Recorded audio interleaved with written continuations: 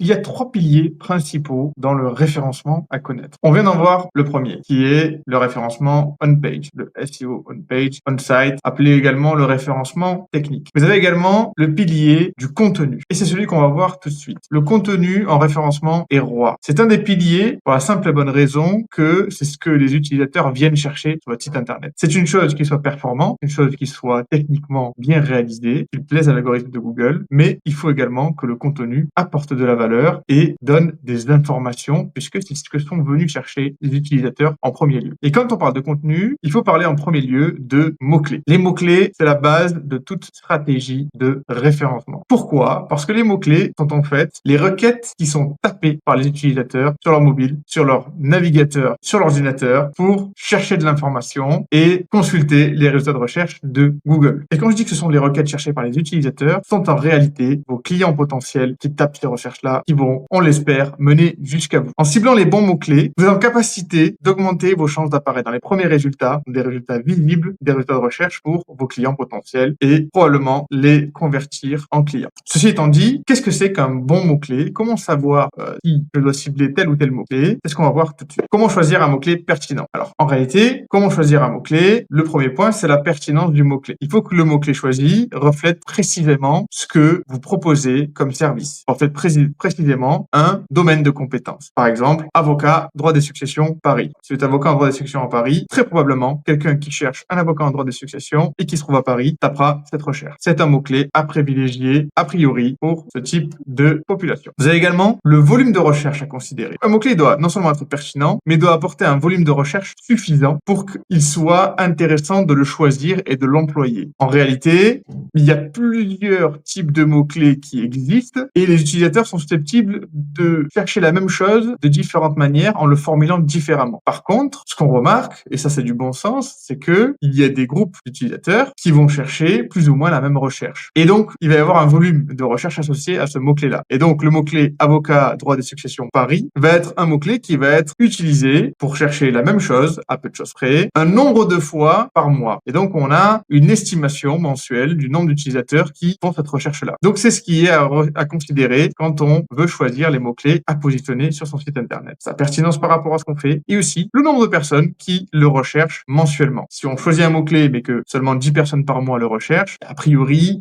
pas spécialement d'intérêt de mettre ses efforts là-dessus. Par contre, si 50 000, 500 000 personnes par mois font cette recherche, là, il peut être intéressant de se positionner dessus. Mais attention, il faut quand même faire très attention à la concurrence qu'il peut y avoir sur ce mot-clé-là, puisque vous n'êtes potentiellement pas le seul à vous positionner sur ce mot-clé-là et à l'utiliser et à mettre vos efforts là-dessus. Et donc, c'est la troisième chose à considérer, c'est la concurrence sur ce mot-clé-là. Combien êtes-vous à vous positionner sur ce mot-clé et à mettre vos efforts de référencement sur ce mot-clé-là. Enfin, vous avez l'intention de recherche qu'il y a derrière le mot-clé, c'est-à-dire, il faut comprendre ce qu'a voulu dire par cette requête l'utilisateur qui fait sa recherche. Comprendre l'intention, c'est très important parce que le contenu doit y répondre. Par exemple, consultation avocat gratuite, on sait tout de suite l'intention de recherche qu'il y a derrière. Donc, c'est un vrai enjeu de comprendre l'intention qu'il y a derrière une requête parce que c'est pas forcément tout à fait logique ou tout à fait sensé de prime abord. Et quand on mise sur l'utilisation d'un mot-clé, il faut d'abord comprendre quelle a été l'intention de recherche de l'utilisateur, qu'est-ce qu'il veut dire par cette recherche-là. Pour résumer, un mot-clé pertinent sur lequel il faudrait miser ses efforts, c'est un mot-clé qui est en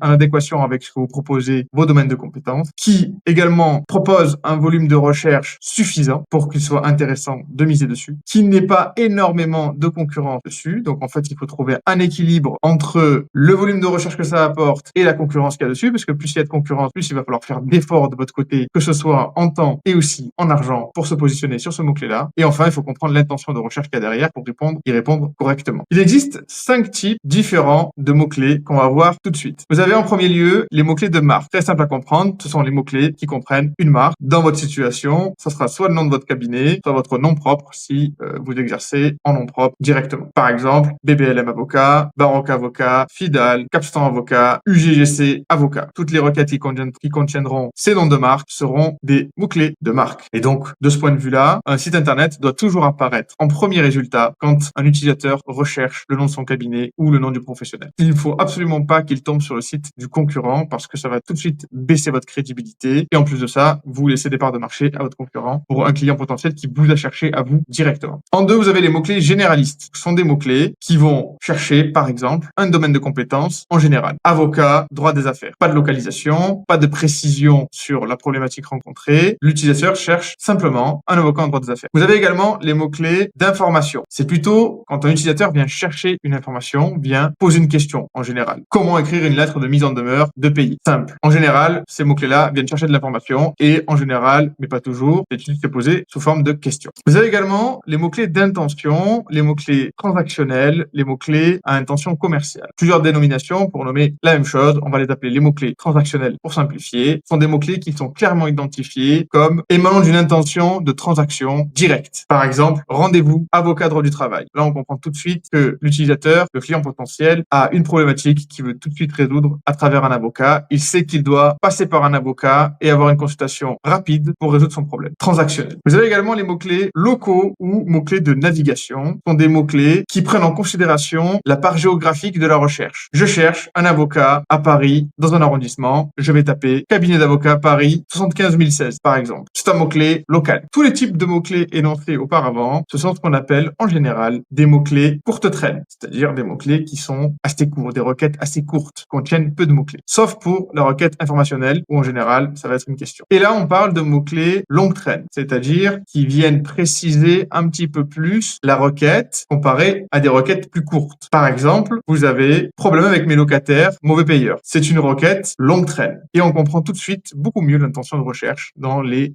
recherches longue traîne. Vous avez aussi, par exemple, je suis convoqué au commissariat pour vol. Ou alors, vous avez des questions comme les requêtes informationnelles qui sont souvent des requêtes longue traîne. Que faire en cas de licenciement abusif? Comment préparer un contrat de mariage? Ce sont des requêtes qui sont suffisamment longues pour qu'on comprenne très bien de quoi il s'agit et que veut l'utilisateur en tapant ces mots-clés-là. Alors, les courtes traînes en général ont beaucoup plus de volume de recherche et les longues traînes, étant donné que c'est beaucoup plus précis, on précise plus sa demande, il y a moins de personnes qui le font ou alors il y a plusieurs différentes façons de le formuler, ce qui fait que chaque mot-clé longue traîne aura un volume de recherche moindre. Mais ce qui veut dire également qu'en général, il y aura une concurrence qui sera moindre également sur ces mots-clés-là. Alors que faire? Eh bien, de manière générale, bien entendu, c'est au cas par cas, mais de manière générale, on peut dire qu'il faut choisir le plus souvent des mots-clés transactionnels, avec une intention de transaction, les mots-clés commerciaux, qui permettent d'attirer du trafic qualifié et qui risquent de convertir. Et dans le cas d'un cabinet d'avocats, bien souvent, il faut associer ça à des mots-clés locaux, des mots-clés de navigation. On a parlé de la recherche, avocat droit des affaires Paris 75 016, par exemple. C'est une requête très pertinente pour un avocat en droit des affaires sur lequel il voudrait se positionner. Il restera à régler la question de la concurrence et à ce moment-là, on ira chercher, pourquoi pas, des mots-clés plus longue traîne pour essayer de préciser un petit peu plus, en plus des mots-clés à intention transactionnelle et locaux, à chercher à répondre à des questions annexes qui vont venir préciser et qui vont essayer de trouver des débouchés où il y a moins de concurrents pour pouvoir mieux se positionner dans des résultats de recherche intéressants pour ces requêtes utilisateurs-là. Alors, on connaît les différents types de mots-clés maintenant et on sait ce qu'est un mot-clé pertinent, mais où trouver tout ce recueil d'informations sur les mots-clés? Il y a plusieurs outils qui sont proposés. Certains sont gratuits, certains sont payants. Certains ont une version gratuite, puis payante quand on va aller un petit peu plus loin. Mais en tout cas, j'en ai sélectionné quelques-uns qui permettent de balayer le maximum de besoins, répondre à un maximum de besoins, en tout cas quand on fait une recherche de mots-clés pour son site internet. En premier lieu, vous avez Answer the Public, qui est une plateforme qui a une version gratuite, qui est assez limitée, mais pour une ou deux requêtes, c'est intéressant de s'y plonger pour voir ce qu'il propose. Cette plateforme-là donne des informations très précises et beaucoup d'informations sur les requêtes informationnelles, toutes les requêtes qui sont liées à un mot-clé en particulier. En général, c'est plutôt les questions courantes qui sont posées par les internautes au sujet d'une thématique donnée, à partir des mots-clés que vous aurez donnés, que vous aurez renseignés dans la barre de recherche de cette plateforme. Très utile pour les mots-clés longue traîne. Vous avez également SEMrush ou Ahref, qui sont deux outils très puissants, mais par contre qui sont payants, qui permettent de donner beaucoup d'informations sur quel type d'utilisateur utilise quel mot-clé, quels sont les concurrents, quelle est la concurrence sur ces mots-clés-là, et également, ça permet d'aller regarder chez les concurrents, chez les sites des confrères, quels ont été les mots-clés qui sont positionnés. Enfin, vous avez un outil qui est très puissant, qui est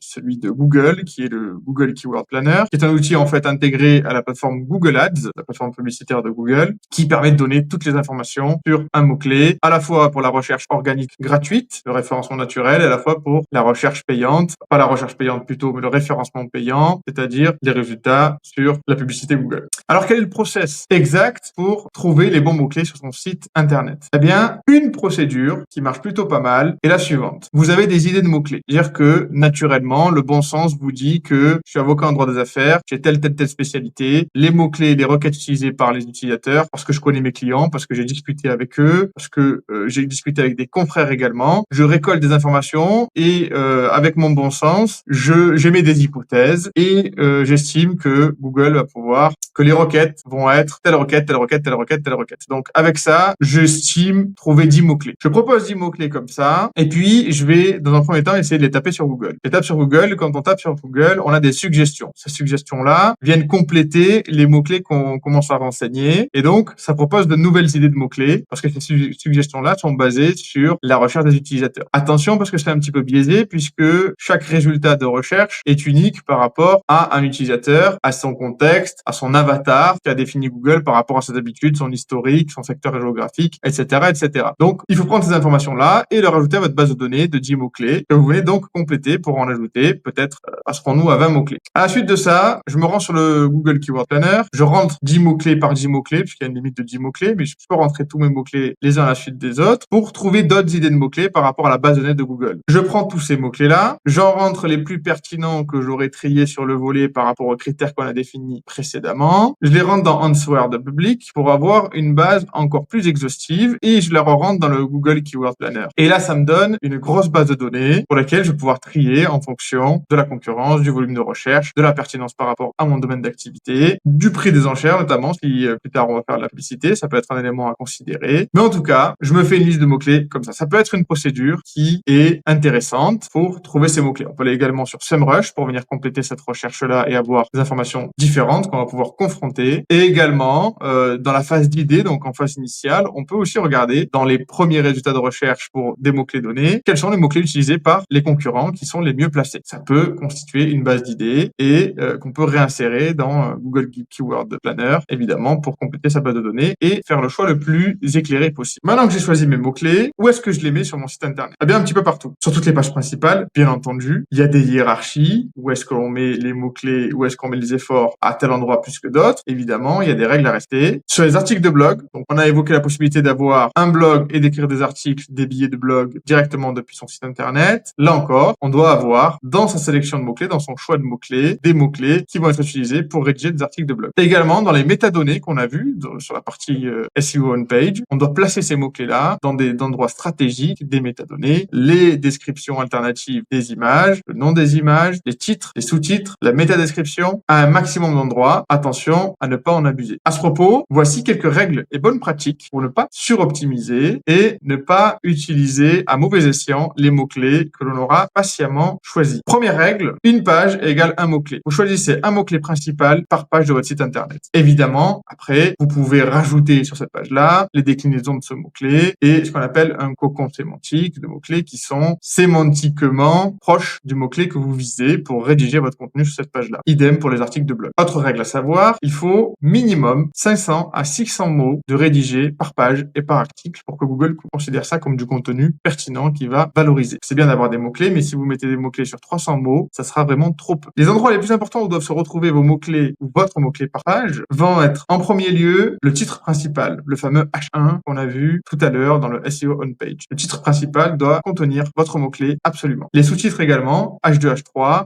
doivent contenir le mot-clé et ou ses dérivés. Vous avez également la balise title, donc le métatitre et la métadescription, qui doivent contenir le mot-clé. À minima, la balise titre. La métadescription n'est pas obligatoire. Également, la balise alt, donc ce qu'on a vu dans le SEO on page, dans notre extension de navigateur. La description alternative des images doivent contenir le mot-clé si possible. Également, lors de la rédaction du contenu, que ce soit pour le contenu du site vitrine ou pour un article de blog, n'oubliez pas que le contenu doit être orienté utilisateur. Il doit être optimisé pour les algorithmes de Google, pas suroptimisé, c'est-à-dire qu'il faut toujours maintenir l'équilibre entre faire plaisir à Google et faire plaisir à l'utilisateur, au lecteur en réalité. Donc, idéalement, le contenu doit répondre aux questions de vos utilisateurs et doit le mener vers une action de contact concrète. Également, pour les articles de blog, le contenu doit plutôt en général être long et détaillé, entre 800 et 1200 mots. C'est l'idéal pour un article de blog, bien structuré avec des titres, des sous-titres, doit traiter une question et une seule en lien avec votre mot-clé et répondre sur le fond le plus clairement possible, sans évidemment trop tourner autour du pot. L'idée, c'est vraiment d'ajouter de la valeur aux utilisateurs. Concernant le contenu web, vous pouvez également glisser par-ci par-là des FAQ, des foires aux questions qui permettent de répondre rapidement aux questions des utilisateurs dans lesquelles vous pouvez placer des mots-clés, ce que vous avez vu par exemple via Answer the public que ce sont des mots-clés qui sont couramment posés par les utilisateurs. Attention à ces erreurs à éviter dans les rédactions de contenu et dans les balises. Premièrement, duplication de contenu. Chaque contenu sur un site web, dans chaque page, doit être unique. Pas de duplication de contenu, sinon vous serez désindexé potentiellement par Google ou en tout cas, vous perdrez en référencement. Alors, vous avez droit quand même à un petit pourcentage de quelques pourcents de contenu dupliqué qui n'aura pas un impact très négatif sur votre référencement, mais c'est une pratique vraiment à éviter. La surcharge de mots-clés. Utiliser trop de mots-clés trop souvent et mal l'intégrés dans le contenu, un petit peu trop grossièrement. Ça aussi, c'est une très mauvaise pratique à éviter parce que Google déteste le contenu qui est rédigé uniquement par son algorithme. Google veut du contenu rédigé pour l'utilisateur. Également, éviter le contenu trop superficiel qui n'apporte pas de valeur à la personne qui va le lire, qui ne donne pas d'informations ou que des informations creuses. Vraiment, rédiger du contenu de qualité et répondre à une question le plus profondément possible. Grâce à un ciblage précis des mots-clés sur votre site web, un choix minutieux et l'intégration de ces mots-clés précises et efficaces, vous allez gagner énormément. Vous gagnerez en visibilité, puisque votre référencement va augmenter. Vous gagnerez en conversion client et vous gagnerez en qualification de vos prospects. Vraiment, les mots-clés et le contenu que vous rédigez pour votre site web sont des plaidoiries aux yeux de Google, sont destinés à convaincre Google de vous placer dans des résultats de recherche qui sont intéressants pour que vous soyez visible et que vous attiriez encore plus d'utilisateurs. Et une fois qu'ils sont là, vous les gardez et vous les convertissez en clients. Cette vidéo vous a plu? Vous voulez aller plus loin? Si c'est le cas, je vous invite à prendre rendez-vous avec l'un de nos experts avec le lien juste en dessous de cette vidéo.